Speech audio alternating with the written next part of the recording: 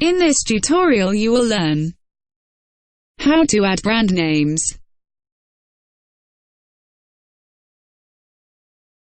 Click the brand link on your seller dashboard.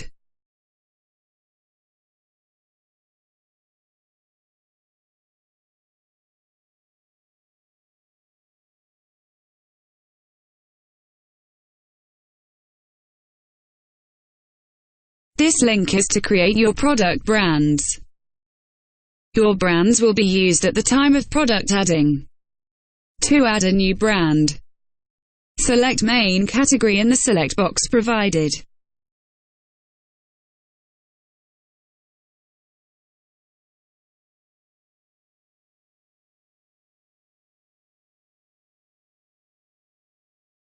Select subcategory 1 in the select box provided.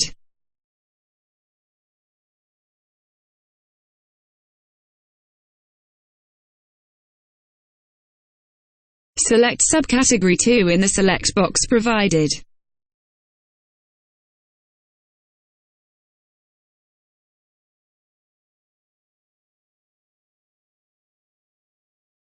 Enter your product brand name in the text box provided, and re-enter your product brand name in the text box provided. Then click Save button.